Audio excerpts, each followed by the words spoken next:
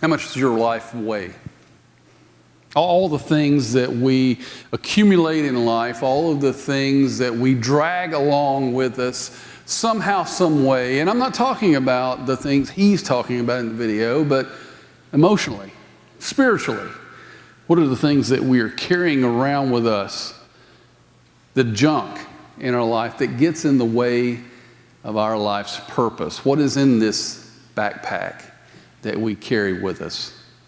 As we begin 2017, I wanted to talk about the idea of resolutions. And for many people, one of their New Year's resolutions is to lose weight. And while all of us may need to do that at some point or another, the reality is the weight that most of us need to lose is a different kind of weight. It's that weight in the backpack that we've accumulated over time. The things that we don't need, the habits or the other things that we really should lay aside in order to move forward with our life. I wanted to look as we begin the year in Hebrews chapter 12 and verse 1. And just in the first phrase of that chapter, it says, "Therefore, since we have so great a cloud of witnesses surrounding us," and he's saying, listen, there's a bunch of people watching you. There's a huge crowd cheering you on. I can remember when I was a teenager, a friend of mine was being recruited to play football at the University of Tennessee. And I got to go on the recruiting trip with him, and we went up there and we were standing on the field as the team ran through the tee. And if you're familiar with Neyland Stadium and that tradition, long-standing tradition, you know it's an exciting, amazing thing.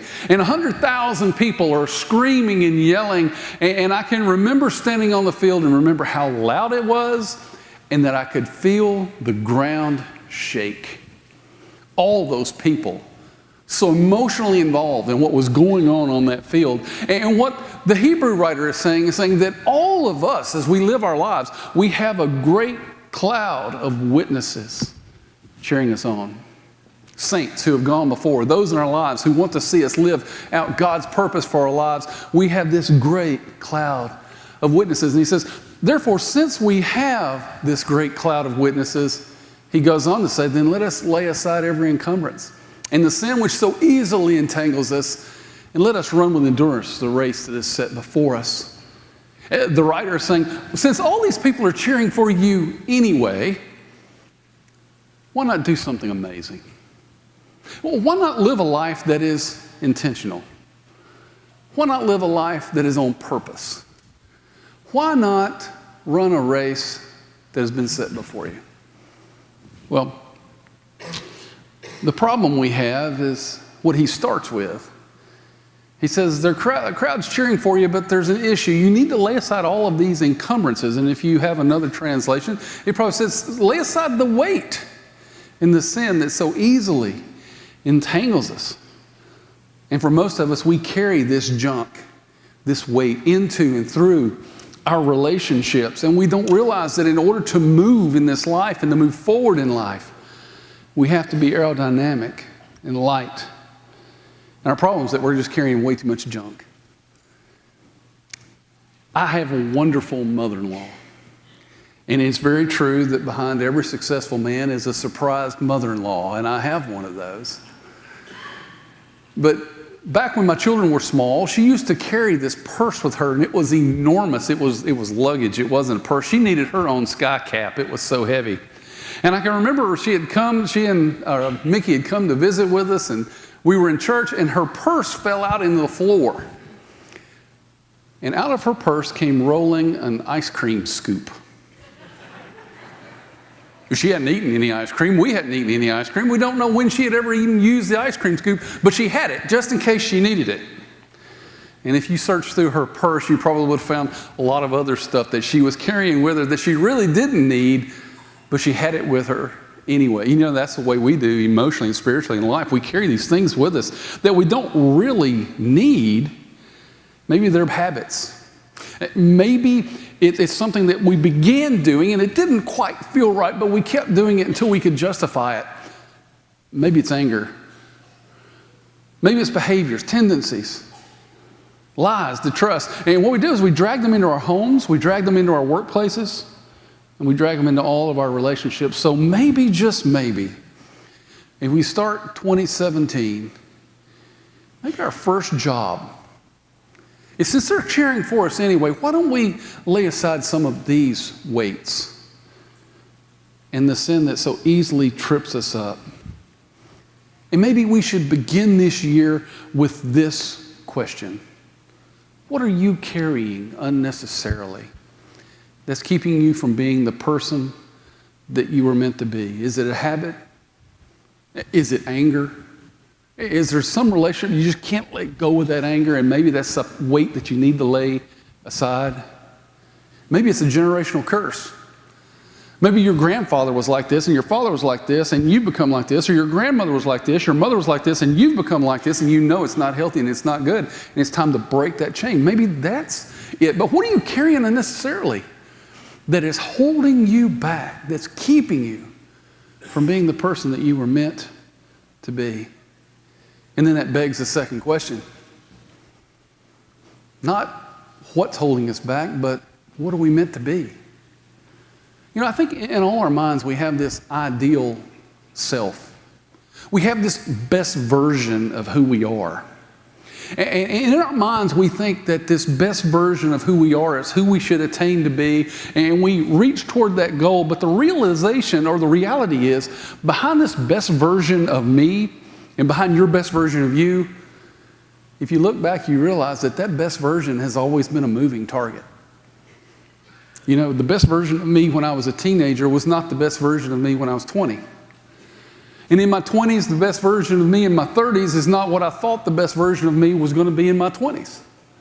And in my 40s, guess what? My best version of me as a teen in the 20s and 30s, I look back and I think, Davis, you were an idiot.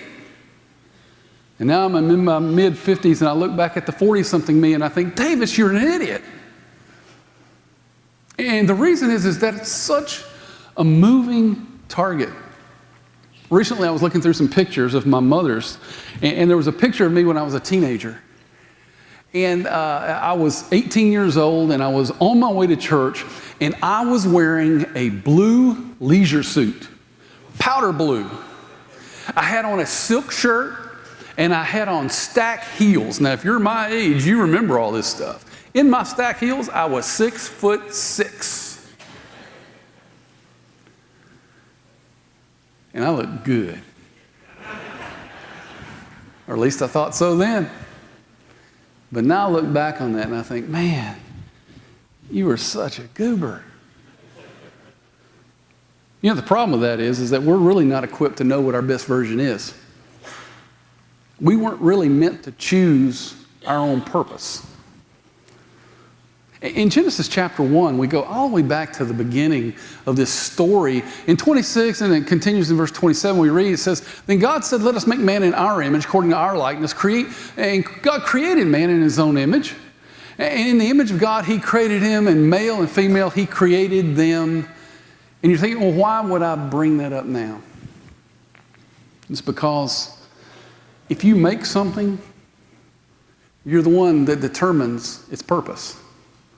Anybody that creates anything is the sole person who determines the purpose of what they've created. And if we're created in God's image, God determines the sole purpose of what he has created. And another part of that, and a side note, is that just because we use something doesn't mean that we get to change the purpose for which it was created. In the earlier service, I told the story about my car. I drive a Volkswagen CC, and I remember I bought it. I really fell in love with the car, and it's a great car when it's running. And y'all get that on the way home. It's a great car when it's running. But I remember showing it to my wife for the first time, and she said, well, this is not a family car. You can't get 4 people in here. I said, yeah, it seats 4. And the truth is, it does if 2 of them are elves. As much as I wanted it to be one purpose, I couldn't change its purpose. How many of you ever tried to do a job with the wrong tool? Maybe you tried to hammer a nail with a screwdriver or with a pair of pliers. How did that turn out? Well, you may have got the job done, but it was frustrating. It was a lot harder, right? See, just because we use something doesn't mean we get to change its purpose. And just because we use this life and we're living this life, we don't get to change the purpose of life, because it was the Creator that determines the purpose of creation. If we're created in his image, we need to figure out what our God-given purpose is. And the way we do it is knowing what stuff to keep, what weight to lay aside, and what to release. It's a function of knowing what you want to achieve. Where do you want to go? This is the time of year that we're incredibly introspective, and we're thinking forward. We're thinking about what is 2017 going to be like, and what do we want to achieve in our personal life, our spiritual life, our emotional life, our family life. And when we get to that point, we have to say, what is it that I'm purposed to do? What is your individual, current, God-given purpose? Most of us live lives of untapped potential. And there's nothing more tragic than to see someone who never reaches their potential. But the reason that most of us live a life of untapped potential is that we are so willing to run aimlessly, to move around life willy-nilly, because to sit down and to be introspective enough to say, what is my goal and what is my purpose, may bind us to a journey and to a path that's difficult and treacherous. One of my favorite verses in Scripture, and I preached about it back in the fall when I did the series on Romans 8, is Romans 8:28. And when we're thinking about this year, we think about, and we know that God causes all things to work together for good for those who love God and are called according to His purpose. So we want to live a life that matters, and we want to run, but we can't run aimlessly. And we know that God will work in our lives, but we have to understand that we have to love Him and we have to live according to His purpose. I've said this before, and some of you might agree with this statement for your own life. I want my life to matter. When I leave this world, I want it to have counted for something. And the only way that happens is to be intentional. To lay aside weight, to see what you want to achieve, to move forward, and to be intentional in all that you do. Jesus was very intentional in the way He lived His life. Now, you read through the Gospels, you realize that everything that Jesus did, every word that He spoke, had an intent, had a meaning, had a purpose, even His humor. And yes, Jesus was funny. You go back and read through some of the things He said, it was that great David Letterman snarky humor, that was Jesus. But even His humor had a point. And when I think of dropping weight in order to live out our purpose, I think of an amazing story that you probably might not think of right off the top of your head, but you've probably heard it. It's found in Acts chapter 16. And the way the story goes is that Paul and Silas are going through the region and they're preaching, and they come across this young girl, a slave girl. And if you're the father of a daughter, the idea that some man would own your daughter would just absolutely make you cringe. And that's what's going on. This girl was somebody's daughter, and she had been bought, sold into slavery. And she was possessed with a demon that allowed her to tell the future, and the people who owned her were making money off of her telling the future. And when Paul and Silas saw this, they cast the demon out of her, and she was no longer able to tell the future. Well, the people who owned her became furious. And so they drugged them before the magistrates, and they were tried, and they were beaten and placed in stocks in the inner prison. And here's the part of the story you may be even more familiar with. At about midnight, Paul and Silas were praying, and they were singing praises to God, and an earthquake came, and it broke the prison doors open, and all the prisoners were set free and loosed. And then we read this little tidbit in verse 27 and 28. When the jailer awoke and saw that the prison doors were open, he drew his sword and was about to kill himself. The reason he did that was if you were a jailer and someone escaped your captivity, you were tried for their crimes. And he didn't want to be tried for the crimes of all these people. And so he drew the sword and able to kill himself, supposing that these prisoners had escaped. But look what happens next. Paul cried out with a loud voice, saying, "Do not harm yourself, for we're all here." Little backstory for you. The Apostle Paul, before he became this apostle to the Gentiles, had gone throughout the land hating Jewish Christians. He had them arrested. He had them killed. He did anything he can to make their life miserable because he was angry and he was arrogant and he was hateful. But a face-to-face encounter with Jesus had changed his life. And now he had met up with this other person, a jailer.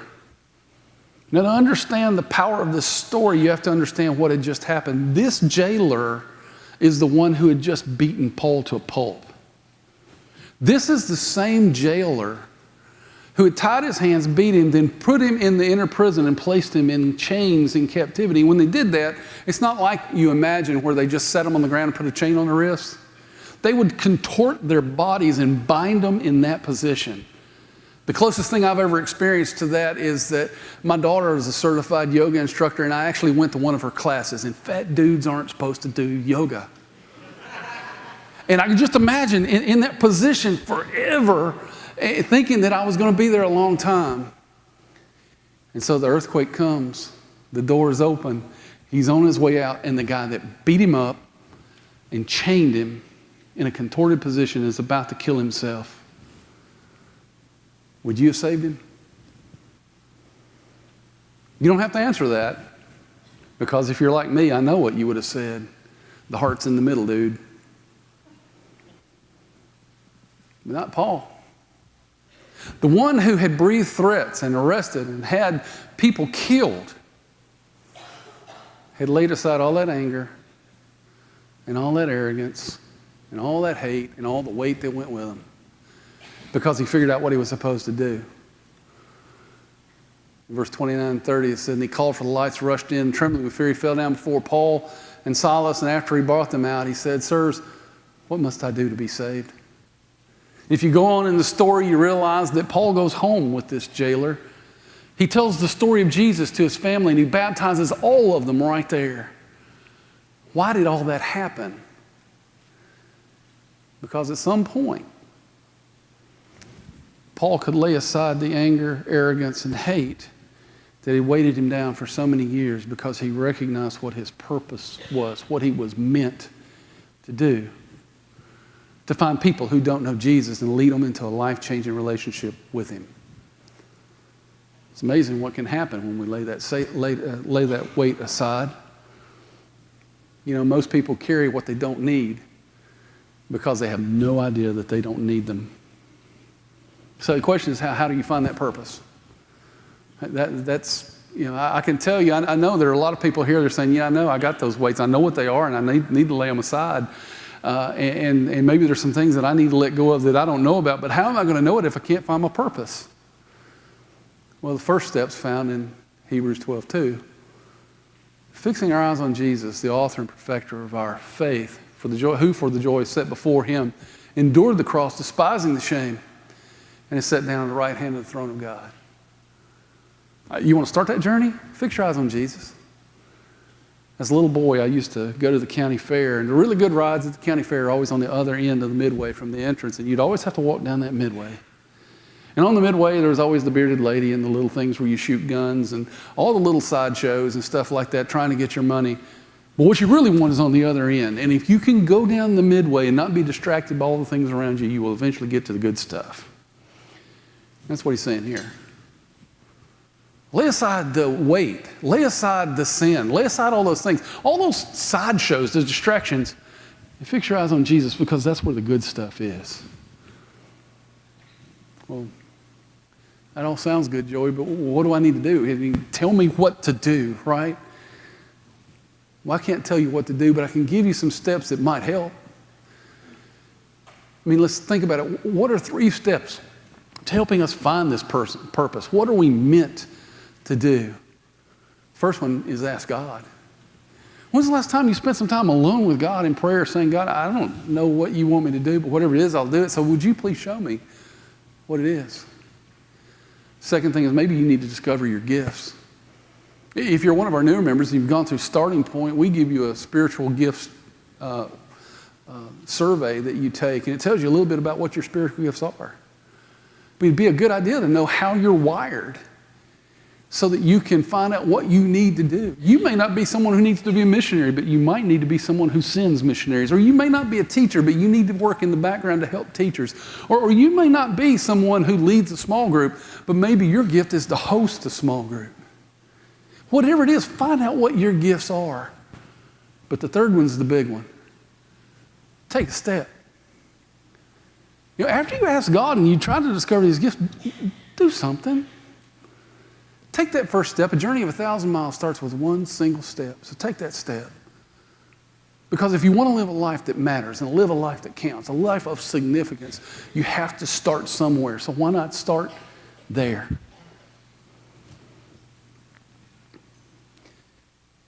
I recently read a story about Michelangelo, and it had a quote. Michelangelo was a great sculptor, artist. And they were asking him how he made these beautiful sculptures. And he said this: "I saw the angel in the marble and carved until I set him free." Maybe that's us. Maybe we're that unique creation of God that is meant to be set free, to do amazing, significant things in His kingdom, to find people who don't know Jesus and lead them into a life-changing relationship, and whatever that means for us and however we can do that. Maybe that's who we are, but the problem is we're still in that marble. And we need God's help to chisel that stuff, that weight away, so that for the world around us we can become a clearer image of His Son.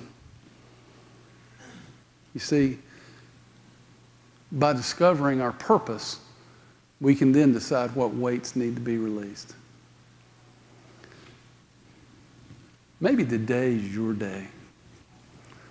As we start a new year, maybe today is the day that you say, you know what, I know what I need to let go of, and I'm going to let go of those things. I'm going to talk to God, and I'm going to discover my gifts, but I'm going to take a step. I want to be that person that God has called me to be, and so I'm going to lay aside all those things, and I'm going to be what God has meant for me to be. I'm going to be what God created me to be.